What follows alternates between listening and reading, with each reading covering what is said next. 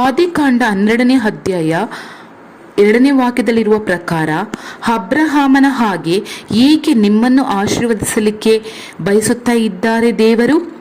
ನೀವು ಇರುವಂತಹ ಗ್ರಾಮಗಳಲ್ಲಿ, ನಿಮ್ಮ ಪಟ್ಟಣದಲ್ಲಿ, ನಿಮ್ಮ ಹಳ್ಳಿಗಳಲ್ಲಿ, ನೀವು ಇರುವಂತಹ ಆ ಪರಿಸ್ಥಿತಿಯಲ್ಲಿ ಒಂದೂ ಕೊರತೆ ಇಲ್ಲದೆ ತುಂಬಿರುವಂತಹ ಆಶೀರ್ವಾದದಲ್ಲಿ ಇಡುವುದಕ್ಕೆ ಏಕೆ ನಿಮ್ಮನ್ನು ಬಯಸುತ್ತಾ ಇದ್ದಾರೆ? ಏಕೆಂದರೆ ನಿಮ್ಮ ಮುಖಾಂತರ ಇತರರು ಆಶೀರ್ವದಿಸಲ್ಪಡಬೇಕು ಎಂಬುದಾಗಿ. ಇವತ್ತು ದೇವರು ನಮ್ಮ ಕುರಿತಾಗಿ ಏನು ಹೇಳುತ್ತಾ ಇದ್ದಾರೆ?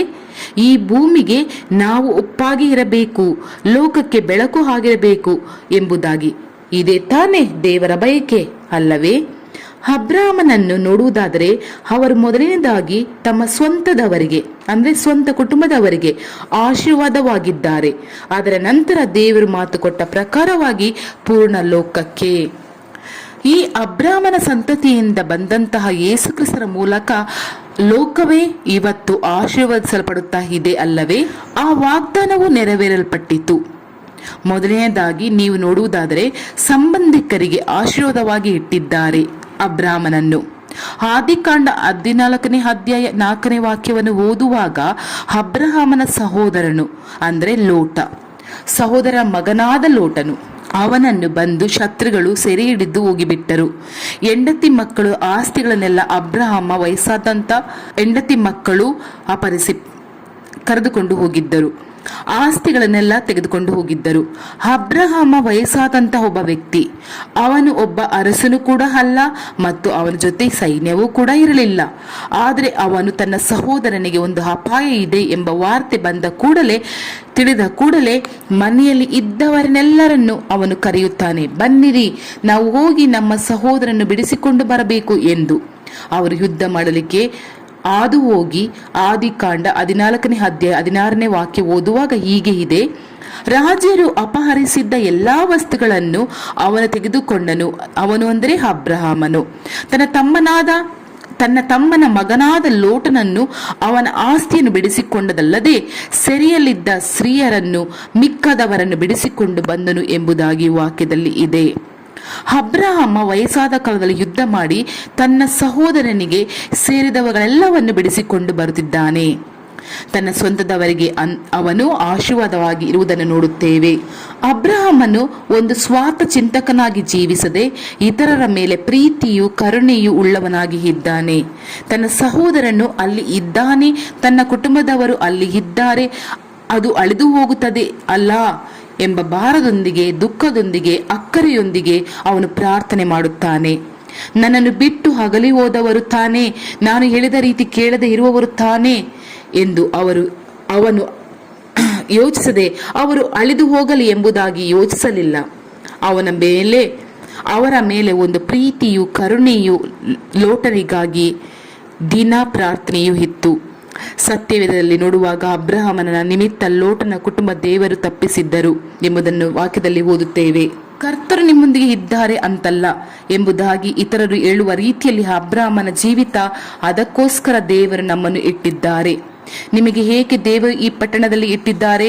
ನಿಮಗೆ ಏಕೆ ಈ IT ಕಂಪನಿಯಲ್ಲಿ ಕೆಲಸಕ್ಕೆ ಇಟ್ಟಿದ್ದಾರೆ? ನಿಮಗೆ ಏಕೆ ದೇವರು ಈ ಗ್ರಾಮದಲ್ಲಿ ಇಟ್ಟಿದ್ದಾರೆ? ಏಕೆ ದೇವರು ಈ ಗ್ರಾಮಕ್ಕೇನೆ ಕರೆದುಕೊಂಡು ಬಂದು ವ್ಯಾಪಾರವನ್ನು ಮಾಡುವಂತೆ ಅಥವಾ ಕಂಪನಿಗಳಲ್ಲಿ ಕೆಲಸ ಮಾಡಲು ಅಥವಾ ಬೇರೆ ಕೆಲಸದಲ್ಲಿ ಇಟ್ಟಿದ್ದಾರೆ? ನಿಮ್ಮನ್ನ ಆಶೀರ್ವದಿಸಕ್ಕಾಗಿ ಮಾತ್ರ ಅಲ್ಲ, ನನ್ನನ್ನು ಮತ್ತು ನಿಮ್ಮನ್ನು, ನನ್ನ ಮೂಲಕ ಮತ್ತು ನಿಮ್ಮ ಮೂಲಕ ಇತರರು ಆಶೀರ್ವದಿಸಲ್ಪಡಬೇಕು ಎಂಬುದಾಗಿ. ಈ ಒಂದು ಭಾವನೆ ನಮ್ಮೊಳಗೆ ಬಂದು ಬಿಟ್ಟರೆ ದೇವರ ಪರಿಪೂರ್ಣ ಪ್ರೀತಿಯು, ನಂಬಿಕೆಯು, ವಿಶ್ವಾಸವೂ ಬರುತ್ತದೆ. ಇದೇ ದೇವರ ಬಯಕೆ, ಇದೇ ದೇವರ ಯೋಜನೆ. ನಾವು ಬಂದು ಇತರಿಗೆ ಆಶೀರ್ವಾದ ಮತ್ತು ಪ್ರೀತಿಯಾಗಿಯೂ ಇರಲು ಆರಿಸಿಕೊಳ್ಳಲ್ಪಟ್ಟವರು. ನಿಮ್ಮೊಳಗೆ ಆ ಮನಸ್ಸು ಇರಬೇಕು. ದೇವರೇ, ನಾನು ಇತರರಿಗೆ ಆಶೀರ್ವಾದವಾಗಿ ಮತ್ತು ಪ್ರೀತಿಯಾಗಿರುವುದಕ್ಕೆ ಆರಿಸಿಕೊಳ್ಳಲ್ಪಟ್ಟವಳು. ನಮ್ಮ ಬೀದಿಯಲ್ಲಿರುವಂತಹ ಜನಗಳಿಗೆ ನಾನು ಆಶೀರ್ವಾದವಾಗಿ ಪ್ರೀತಿಯಾಗಿ ಇರಬೇಕು. ನಮ್ಮ ಗ್ರಾಮಗಳಲ್ಲಿರುವಂತಹ ಜನಗಳಿಗೆ ಆಶೀರ್ವಾದವಾಗಿ ಇರಬೇಕು. ನಮ್ಮ ಬಂಧು ಬಳಗದವರಿಗೆ ನಾನು ಪ್ರೀತಿಯಾಗಿ ಮತ್ತು ಆಶೀರ್ವಾದವಾಗಿ ಇರಬೇಕು. ನನ್ನ ಮುಖಾಂತರವಾಗಿ ನೀನು ಆಶೀರ್ವಾದವಾಗಿ ಹೋಗಬೇಕು. ಅದಕ್ಕಾಗಿಯೇ ನೀವು ನನ್ನನ್ನು ಉಪಯೋಗಿಸಿರಿ ದೇವರೇ ಎಂಬುದಾಗಿ ಈ ರೀತಿಯಾಗಿ ದೇವರಲ್ಲಿ ಪ್ರಾರ್ಥಿಸಬೇಕು. ಸ್ವಾರ್ಥಿಗಳಾಗಿಯೇ ನಮಗೆ ಏನು ಬೇರೆ ಸ್ವಾರ್ಥಿಗಳಾಗಿಯೇ ನಮಗೆ ಏನು, ಬೇರೆಯವರ ಕಾರ್ಯ ನಮಗೆ ಏನಕ್ಕೆ, ನಾವು ನಮ್ಮ ಕಾರ್ಯಗಳನ್ನೆಲ್ಲ ನೋಡೋಣ ಎಂಬುದಾಗಿ ಯೋಚಿಸಿದರೆ ಇದು ಸ್ವಾರ್ಥ ಚಿತ್ತವಾದ ಜೀವನ. ಅವರನ್ನ ಯಾರು ಸ್ವಾರ್ಥ ಚಿತ್ತಕರಾಗಿ ಚಿಂತಿಸುತ್ತಾರೋ ಅವರನ್ನ ಪರಿಪೂರ್ಣವಾಗಿ ಆಶೀರ್ವದಿಸಲಿಕ್ಕೆ ಸಾಧ್ಯವಿಲ್ಲ. ಯಾವಾಗಲೂ ಈ ಲೋಕದ ಜನಗಳ ರೀತಿ ಚಿಂತಿಸದೆ ಸತ್ಯವೇದದಲ್ಲಿ ದೇವರು ನಮ್ಮ ಕುರಿತಾಗಿ ಏನು ಹೇಳಿದ್ದಾರೆ ಎಂದು ಅದರಲ್ಲಿ ಗಮನ ಹರಿಸಲಿಕ್ಕೆ ನಾವು ಸಮರ್ಪಿಸಬೇಕು. ನಾವು ಬಂದು ಉಪ್ಪು ಆಗಿರಬೇಕು, ಬೆಳಕು ಆಗಿರಬೇಕು, ಈ ಲೋಕಕ್ಕೆ ಬೇರೆಯವರಿಗೆ ಆಶೀರ್ವಾದವಾಗಿರಬೇಕು.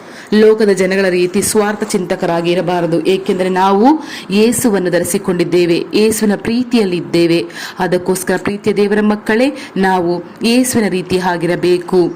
ಅಬ್ರಾಮನ ಆಶೀರ್ವಾದವನ್ನು ಪಡೆದುಕೊಂಡು ನಾವು ಬೇರೆಯವರಿಗೆ ನಮ್ಮ ಮೂಲಕದಿಂದ ಯೇಸುವಿನ ಪ್ರೀತಿಯನ್ನು ಆಶೀರ್ವಾದವನ್ನು ಹಂಚಬೇಕು.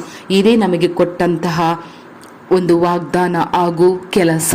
ಇದನ್ನು ಪ್ರತಿ ಕ್ಷಣ ದೇವರಲ್ಲಿ ಪ್ರಾರ್ಥಿಸುತ್ತಾ ಇರಿ. ಪ್ರಾರ್ಥಿಸೋಣ.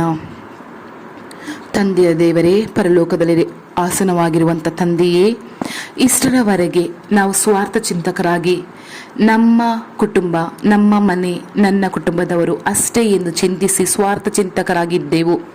ಅಪ್ಪ, ನಮ್ಮನ್ನು ಕ್ಷಮಿಸು. ಈ ಕ್ಷಣದಿಂದ ಎಲ್ಲರನ್ನೂ ನನ್ನ ಬಂಧು, ನನ್ನ ಸ್ವಂತದವರು, ನನ್ನವರೊಂದು ನೆನೆಸಿಕೊಂಡು ನೀವು ಕೊಟ್ಟಂತಹ ಅಬ್ರಹಾಮನಿಗೆ ಕೊಟ್ಟಂಥ ಆಶೀರ್ವಾದ ನೀವು ನನಗೆ ಕೊಟ್ಟಿದ್ದೀರಾ. ಈ ಆಶೀರ್ವಾದವನ್ನು ಯೇಸುವಿನ ನಾಮದಲ್ಲಿ ಬೇರೆಯವರಿಗೆ ಹಂಚುವುದಕ್ಕೆ ನಮಗೆ ನಿಮ್ಮ ಕೃಪೆಯನ್ನು ಕೊಡು ತಂದೆಯೇ. ಯೇಸು ಕ್ರಿಸ್ತ ನಾಮದಲ್ಲಿ ಆಮೇನ್. ಆಮೇನ್ ಪ್ರಭುವೇ.